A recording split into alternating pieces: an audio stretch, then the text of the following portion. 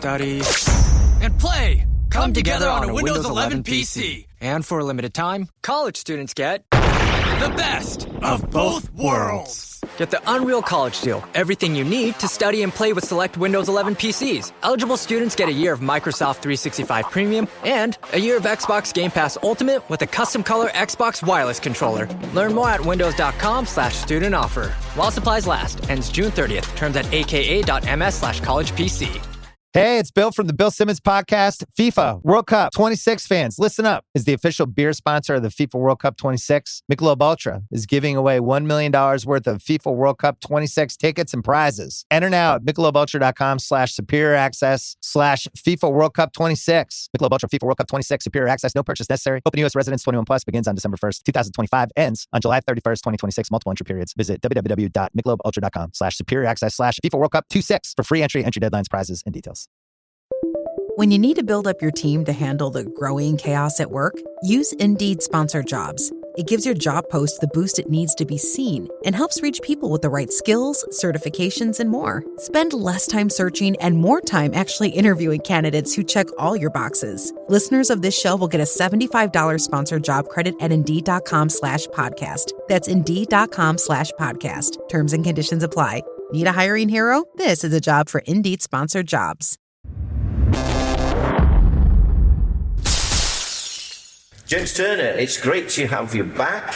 I haven't had a chance to talk to you for Walmart TV for a day or two, and since then you've made a movie, maybe a couple, and I think it's time to catch up a little bit. So, first of all, I hear you did a film for Dean Meadows. What do they call it? Yeah, thanks, Andrew. Nice to see you. And the film was Dracula: Rise of the Vampire. So, as a matter of fact, shortly after, believe it or not, our last interview that we did for Woma TV, I attended the 50th anniversary screening that Matt Rutledge was involved in of Enter the Dragon in Birmingham. And sure enough, in the foyer after the film, I recognized Dean Meadows, who had written for martial arts magazines, action film magazines when I was a kid. I remember having his stuff printed out on a ring binder. So I had to go and say hello. And Dean started telling me about his upcoming project and very kindly offered me a role in the film. So that's how that whole ball got rolling. And it was a great experience. And the film's recently been released. It's on Prime and has had very good reception critically and from fans around the world. So I know Dean's very happy with it, and all of us involved have been as well. So let's take a step back there. This is a first scenario for you. I mean, you've been in the ring, you've got your belts, you're well known as a world champion, and what could we call it? World champion in what? Yeah, so I'm the reigning WPKO World Light Heavyweight Champion in full contact kickboxing, or full contact karate in the 70s. Generally, people call it kickboxing now. The term full contact kickboxing today kind of delineates it from, say, K1 rules or Muay Thai rules. The discipline I specialize in is, I like to call it original, real deal kickboxing. All kicks above the waist, the long pants, boxing techniques combined with the martial arts kicks. That's what I'm a world champion in. Mm. Yeah. So you basically had done all that, and then you say you went to Dean offered you a part. Now, tell us about offering you a part. That must have been a little bit of a, was that a surprise, or were you edging towards that? Well, to be honest with you, I was talking to Dean purely out of the enthusiasm of meeting Dean, because I was well aware of Dean for many years, as I say. We had connected online, but I think it was the first time we spoke in person properly, and he said, "Oh yeah, I know you from Facebook and what have you." And he was telling me about this Dracula project he had lined up, and me being the film anorak as well, we were talking about the history of Dracula films, different interpretations, the actors over the years, and Dean said, "Well, do you want to be in it?" And I said, "Oh, really? You should." "Oh, that'd be fantastic. Thank you very much." He said, "I mean, you can have like a proper part in it. Like, yeah, we could do that." I was, "Oh, that's fantastic." So I was very grateful and very thrilled to be asked to be in it. And I was basically something of a martial arts fighting villain in the film. So towards the end of the film, Dean and I exchange a few punches and kicks. I don't want to give any spoilers out in terms of the plot. But we have a little bit of a dust up towards the close of the film. How was that for you? Because being in the ring for a long time and having an audience from the ringside, and then not having an audience but knowing that you will have an audience on a big screen, How did that come across to you?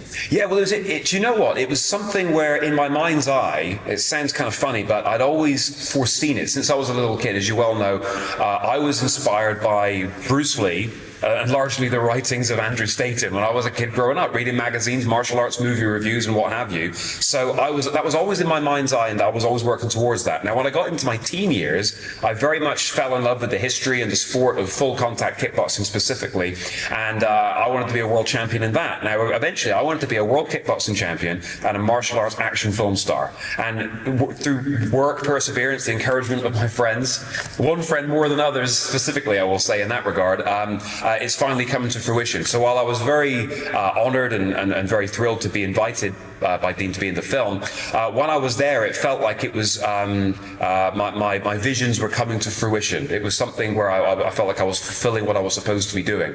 I got to work with obviously Dean Meadows himself, as well as Dean Williams, who very strong kickboxing background himself and very accomplished film fight choreographer. So it was a pleasure just to work with great personnel all round, and it was a very, very fulfilling experience.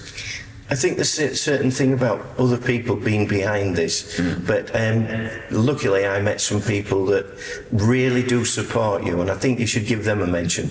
Your mum and dad.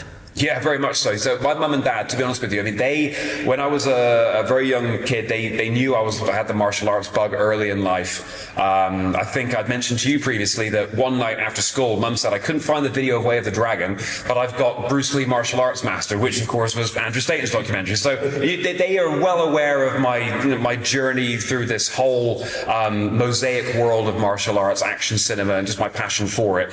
And largely a musical family, so we have been into performing arts, you might say, in that regard. So they always encourage the acting and the music side of things in terms of performing that I've done over the years. The martial arts was a little bit left field for them, but I think they realised early in life I was very passionate about it. So they've always encouraged me from day dot, and I'm very grateful to them. I've been lucky to have the support of a real solid family unit, which I realise that I'm lucky for that, because not everybody has that advantage, so you never take it for granted. I'm very grateful for that. Absolutely. I was also impressed that your father flies planes. Yeah, that's right. So my dad, he's been a great confidant for me over the years, because while I reached the top of the kickboxing world, my dad had done the same thing in the world of brass band playing. He was someone who super dedicated to his craft day in, day out. There's no question where I got that from, that trait. And he reached the top of the mountain in that regard. And in the last, now coming on 20 years, he kind of felt like he'd done everything there, and he moved on to his next hobby, if you will, which was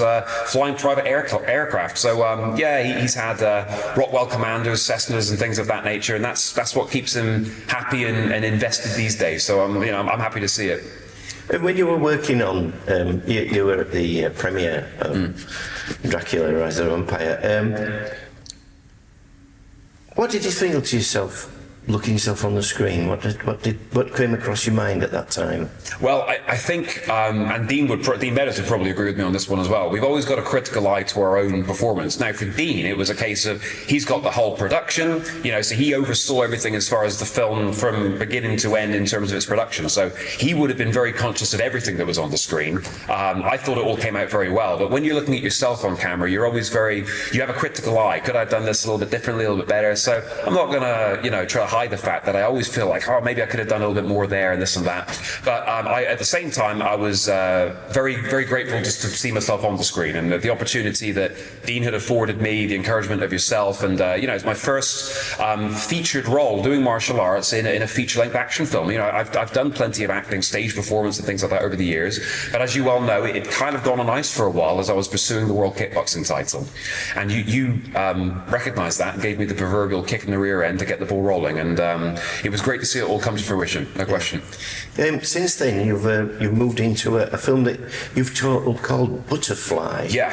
Can you tell us a little bit about it, but not too much, because that's maybe another interview time when that's got to fruition. Sir. So absolutely, give us a taste of it. Yeah, well, at the same time I was getting ready to do Dracula, I was actually having acting lessons with my good friend Nick Mancuso, who martial arts fans will remember from Rapid Fire with Brandon Lee, Under Siege with Steven Seagal, and Nick had actually starred in an action TV series in the mid-80s called Stingray, where he drove what was at that time a vintage Corvette Stingray, and he did martial arts in it and what have you. So we've become good friends, connecting online. I went out to Paris to visit him a couple of years ago, and he's been my acting mentor in that period of time. So I was taking acting lessons with Nick, and he put me in touch with his one of his cousins, a gentleman by the name of Matteo Scarfo, who's a very accomplished filmmaker in his own right, and he came up with this concept for a film, The Butterfly.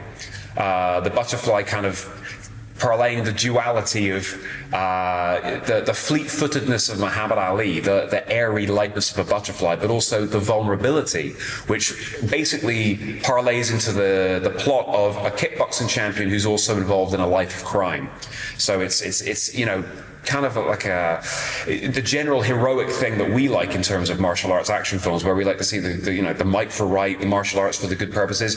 This is a little bit more of a kind of complicated story than the most martial arts films that we might be drawn to. So it's an interesting, challenging first leading role for me. That's the basic premise, and so the film's got moving behind that concept. So I also drive my own personal Corvette in the film, which is kind of like a tribute to Nick and Stingray as well. So there's plenty of action in it, martial arts and otherwise. But I think it'll be an interesting story. I think martial arts action film fans will find it quite interesting when it comes out. How far are you off to finishing now? I'd say we're probably about halfway done. In terms of filming, we've got a solid block of 2 weeks scheduled for later this year, and we're currently looking towards, I'm hoping, a first quarter of 2027 release. Good, excellent. Okay. Yeah. And so what's a vision after The Butterfly? Where have you got anything else in there, or have you got other tournaments to go to now? Yes. Or setting up your own school? I don't know. Yeah, good question. Yeah, so a bit of both. So, or a bit of all of that, I might say. So, as far as the fighting goes, I've got my next world title fight in Italy on June 20th. So we're about 6-7 weeks out from that right now. The filming, as I mentioned, is going to continue in September. Matteo and I are already talking about ideas for a potential follow-up project. So that's exciting stuff as well. And beyond that, I do teach martial arts locally. I'm also teaching seminars around the country currently as well. I'm enjoying that. We've got plans for another kickboxing instructional book in the works. So, I'm just very grateful to be able to do, what I'm passionate about, and I'm keeping my hands in all of the pies, and just giving my genuine, sincere effort. Obviously, still as an active kickboxing world champion, I'm very dedicated to my training in that regard. So that's solidified. Whatever's happening, I run my 5 miles in the morning. I train my up to 20 rounds a night when I'm working towards a world title fight. That remains unchanged. But the other things I'm grateful to be able to do around it. I just try to give my most sincere effort, and hopefully inspire the next generation coming up to just follow their passion and do the same thing. James Turner, thank you very much. Till the next time. Thank you very much. Thank you very much.